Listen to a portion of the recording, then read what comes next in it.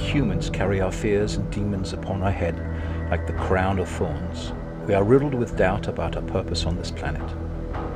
After millions of years of physical evolution and a few thousand years of sophisticated social evolution, we have arrived at this point in time and are still shackled by our past and our fears. As we evolved to become a thinking, discerning primate, we found ourselves surrounded by a world of extremes: flora and fauna, fire and water, sky and earth. We were, and still are, a rather insignificant participant of this planet Earth, who happens to wreak more than our fair share of destruction. What, however, was significant was that our brains had developed to a point where socially we could not only interact with other humans, but also with the surrounding environment. Suddenly we were the number one animal on this planet, yet we could not explain most of what we saw. Enter the concept of a being, an entity, something or someone that created all that mankind saw around him. It is easier on the mind not to have to question everything that one does not understand, and simply make it the responsibility of a deity. God moves in mysterious ways, or it is the will of Allah. The very evolutionary path that got mankind to the point of thinking intelligently also allowed for variations in humanity. Genetics, environment, and nurturing have thrown up a mix of humans spanning not only the full range of physical attributes, but also an extensive spread of intelligence, problem-solving, and imagination. The human brain has developed far beyond humans' needs, and now has set upon a path where there is no limitation to the power of thought and imagination. As fast as religions put up reasons for a deity, science and technology dismantles them. Religions demand that non-believers prove that God, deities, do not exist, which is somewhat peculiar since one usually has to prove that something does exist. When non-believers point to the world, cosmos, and nature, and all that surrounds us, most of which can be explained by logic, science, and peer review, believers search hard for something the scientific community has not found the answer to, and with joyous exclamation scream, "There! It must be God."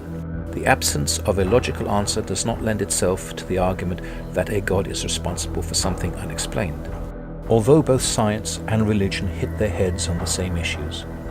What was there before God created the heavens and the earth, and who or what created God?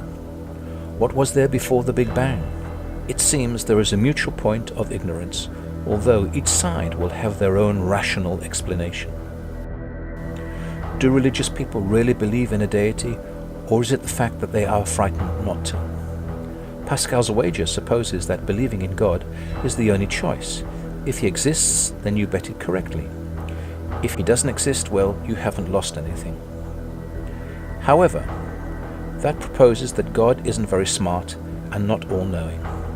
One must think that if God created everything, then God must be intelligent or very talented, and that God would be insulted by anyone pretending to believe when they didn't, and it would be better to be an outspoken non-believer with conviction, then God would at least appreciate the honesty of the opinion. All the major religions have the same string of belief, that is, God speaks to one person who then spreads the word. This, we are told, is to test the faith of mankind, and that the message is so good that one person, be it Moses, Jesus, or Muhammad, can spread the message and all who hear it will accept it. This from a God who is all-knowing. Of course, what the message is varies quite considerably depending on one's religion, although the major religions tend to accept some common ground. It has all been written down, yet the various interpretations go to show the deficiency of mankind. In an attempt to bolster low esteem or gain power and wealth, many a preacher would reinterpret or manipulate religious texts. Each religion brings with it a path of unbelievable destruction on its way to universal acceptance. In doing so, they each come up against one another, and there have been centuries of conflict. Each religion has had a dominance in human history, and each has been relocated to the lower leagues at some point.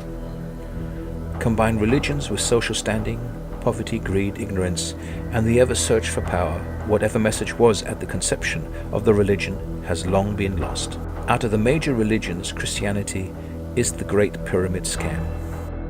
Judaism and Islam grew out of a need to deal with a harsh environment and a lack of cohesion and discipline within their respective cultures and locations. Christianity, however, grew out of a political necessity, strategy, and a power grab.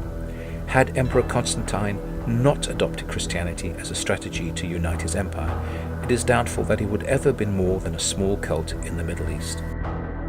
In Christianity, so many texts have been systematically erased from history. Amongst them, the Gnostics, a collection of around 52 ancient manuscripts deemed not to be acceptable by the Catholic Church. These manuscripts were compiled from the 2nd to the 4th century AD. The word Gnostic comes from the Greek word gnosos, meaning knowledge. Other religions have their lost or unacceptable texts that challenge the status quo. In today's world, the violence that accompanied all the major religions at their inception lingers on.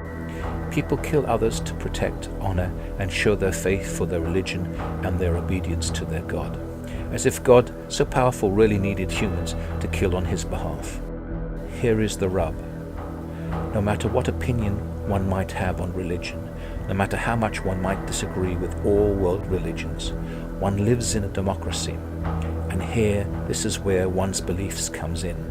If one supports the concept of democracy, then one must protect the right of an individual to practice any religion of their choice, so long as it does not impinge upon the life of others, so long as it does not proselytize and force others to follow religions, and so long as they realize that their beliefs will be criticized, taken to task, and reviewed.